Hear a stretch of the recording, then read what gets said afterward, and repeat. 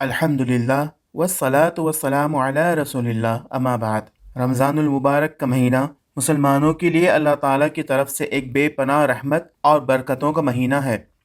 ये महीना न सिर्फ रूहानी तरबियत का मौका फराहम करता है, बल्कि इसमें रोज़ा रखना इस्लाम के 5 बुनियादी अरकान में से एक है।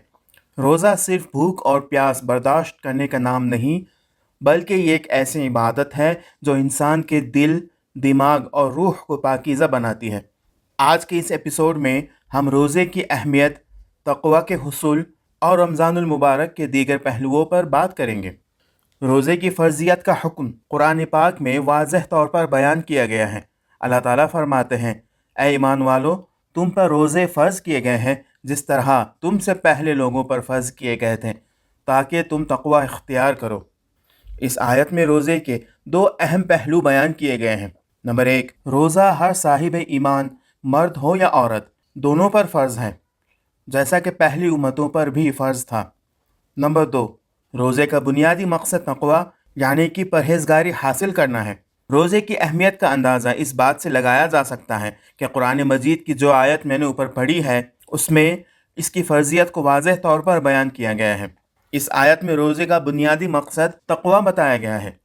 तक़वा से मुराद अल्लाह ताला का खौफ इख्तियार करना, गुनाहों से बचना और हर काम में अल्लाह की रज़ा को मद्देनज़र रखना है। रोज़ा इंसान को नफ्सानी ख्वाहिशात पर काबू पाने की तरबियत देता है और उसे गुनाहों से दूर रखता है। रमज़ानुल मुबारक वो महीना है जिसमें कुरान मजीद नाजिल हुआ। अल्लाह ताला फरमाता है, रमज़ान का महीना वो है जिसमें कुरान नाजिल किया गया, जो लोगों के लिए हिदायत है और रहनुमाई और फैसला करने वाली वाज़ेह निशानियों पर मुश्तमिल है। लिहाजा तुम में से जो कोई इस महीने को पाए तो उसे ज़रूर रोज़ा रखना चाहिए। रमज़ानुल मुबारक की फ़जीलत यह है कि इस महीने में कुरान मजीद नाजिल हुआ, जो इंसानियत के लिए हिदायत का सरचश्मा है। इस महीने में रोज़ा रखना हर मुसलमान पर फ़र्ज़ है और ये महीना रहमत, मग़फ़िरत और जहन्नम से आज़ादी का महीना है। नबी करीम सल्लल्लाहु अलैहि वसल्लम ने भी रोज़े की अहमियत को वाज़ेह तौर पर बयान फरमाया है। आप सल्लल्लाहु अलैहि वसल्लम ने फरमाया, जो शख्स रमज़ान के रोज़े ईमान और एहतिसाब यानी कि सवाब की नीयत के साथ रखे, उसके पिछले तमाम गुनाह माफ़ कर दिए जाते हैं। एक और हदीस में नबी सल्लल्लाहु अलैहि वसल्लम का फरमान है, रोज़ा ढाल है, जब तुम में से किसी का रोज़ा हो तो वो फहश बात न करे और ना शोर मचाए।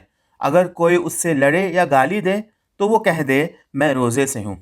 ये दोनों हदीसें रोज़े की रूहानी और अखलाकी अहमियत को वाज़ेह करती हैं। रोज़ा इंसान के अंदर रूहानी तब्दीली लाता है। यह इबादत इंसान को मादी दुनिया से दूर करके अल्लाह ताला के करीब करती है। रोज़े की रूहानी अहमियत इन पहलुओं से वाज़ेह होती हैं। नफ्स की तरबियत, रोज़ा इंसान के नफ्स यानी नफ्सानी ख्वाहिशात को कंट्रोल करने का बेहतरीन ज़रिया है। रोज़ादार सिर्फ़ अल्लाह की रज़ा के लिए खाना पीना और दीगर हलाल ख्वाहिशात को तर्क करता है। इस अमल से इंसान को अपने नफ्स पर काबू पाने की तरबियत मिलती है। सब्र की आदत, रोज़ा रखने से इंसान सब्र करना सीखता है। भूख, प्यास और थकावट के बावजूद रोज़ादार सब्र करता है, जो उसे ज़िंदगी के दीगर मामलात में भी सब्र इस्तिक़ामत का दर्स देता है। गुनाहों से मग़फ़िरत, नबी करीम सल्लल्लाहु अलैहि वसल्लम ने फरमाया, जो शख्स रमज़ान के रोज़े ईमान और एहतिसाब यानी सवाब की नीयत के साथ रखे, उसके पिछले तमाम गुनाह माफ़ कर दिए जाते हैं। रोज़ा इंसान के गुनाहों को मिटाता है और उसे अल्लाह ताला की रहमत के करीब करता है। हमदर्दी और सखावत का जज्बा, रोज़ा रखने से इंसान को गरीबों और भूखे लोगों की तकलीफ़ का एहसास होता है। इस एहसास से इंसान के अंदर हमदर्दी और सखावत के जज्बात पैदा होते हैं, जो उसे दूसरों की मदद करने पर आमादा करते हैं। चूँकि ऊपर जो आयत मैंने पढ़ी थी, उससे इस बात का पता चलता है कि रोज़े का असल मकसद तक़वा हासिल करना है, तो इसे हम ये भी कह सकते हैं कि रोज़े का बुनियादी मकसद ही तक़वा है। और तक़वा का मतलब है अल्लाह ताला का खौफ इख्तियार करना और हर काम में उसकी रज़ा को मद्देनज़र रखना।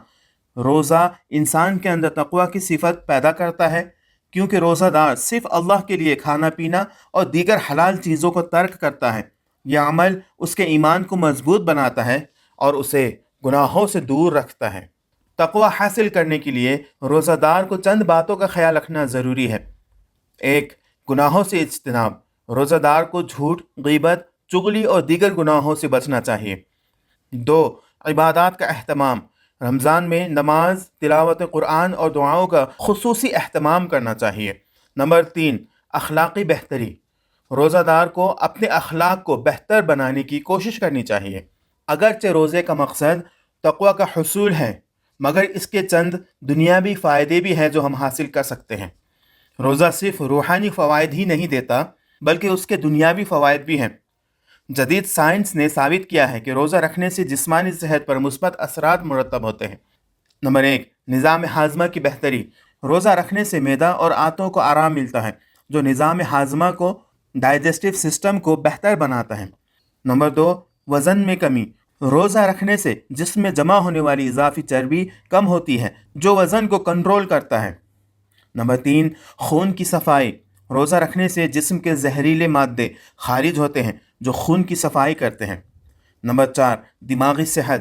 روزہ رکھنے سے دماغی تناؤ کم ہوتا ہے اور ذہنی صلاحیتیں بہتر ہوتی ہیں۔ اسی کے ساتھ ساتھ رمضان المبارک قرآن پاک کی تلاوت کا مہینہ بھی ہے۔ رمضان المبارک وہ مہینہ ہے جس میں قرآن نازل ہوا، اس لیے اس مہینے میں قرآن پاک کی تلاوت کرنا بہت ثواب کا کام ہے۔ نبی کریم صلی اللہ علیہ وسلم رمضان میں قرآن پاک کی زیادہ سے زیادہ تلاوت فرماتے تھے۔ قرآن پاک کی تلاوت انسان کے دل کو نرم کرتی ہے اور اسے اللہ تعالیٰ کے قریب کرتی ہے۔ اسی مہینے میں ایک ایسی رات ہے جسے لیلۃ القدر کہا جاتا ہے۔ رمضان کے آخری عشرے میں لیلۃ القدر یعنی کہ قدر کی رات آتی ہے، جو 1000 مہینوں سے بہتر ہے۔ اس رات کی عبادات کا بہت زیادہ ثواب ہے۔ قرآن پاک میں اس رات کی فضیلت بیان کی گئی ہے۔ بے شک ہم نے اس قرآن کو شب قدر میں نازل کیا ہے، اور تمہیں کیا معلوم کہ شب قدر کیا ہے؟ شب قدر 1000 مہینوں سے بہتر ہے۔ لیلۃ القدر کی تلاش اور اس رات میں عبادت کرنا ہر مسلمان کے لیے بہت ضروری ہے۔ رمضان المبارک میں زکوٰۃ اور صدقات دینے کا بھی بہت ثواب ہے۔ زکوٰۃ اسلام کا ایک اہم رکن ہے جو معاشرے کے غریب طبقے کی مدد کرتا ہے۔ رمضان میں صدقہ دینے سے اللہ تعالیٰ کی رضا حاصل ہوتی ہے اور گناہوں سے مغفرت ملتی ہے۔ تو خلاصہ کلام یہ ہے کہ رمضان المبارک کا مہینہ روحانی تربیت، عبادت اور تقوی حاصل کرنے کا بہترین موقع ہے۔ روزہ انسان کو گناہوں سے بچاتا ہے، اس کے اندر صبر اور ہمدردی کے جذبات پیدا کرتا ہے اور اسے اللہ تعالیٰ کے قریب کرتا ہے۔ اس مہینے میں قرآن پاک کی تلاوت، لیلۃ القدر کی عبادت اور زکوٰۃ و صدقات کی ادائیگی پر خصوصی توجہ دینی چاہیے۔ رمضان کو غنیمت سمجھ کر زیادہ سے زیادہ نیکیاں کرنی چاہیے تاکہ ہم تقوی حاصل کر سکیں اور اللہ تعالیٰ کی خوشنودی حاصل کر سکیں۔ اللہ تعالیٰ ہم سب کو رمضان المبارک کے روزے رکھنے، تقوی حاصل کرنے اور اس مہینے کی برکتوں سے فیض یاب ہونے کی توفیق عطا فرمائے۔ آمین۔ وآخر دعوانا ان الحمد للہ رب العالمین۔ والسلام علیکم ورحمۃ اللہ وبرکاتہ۔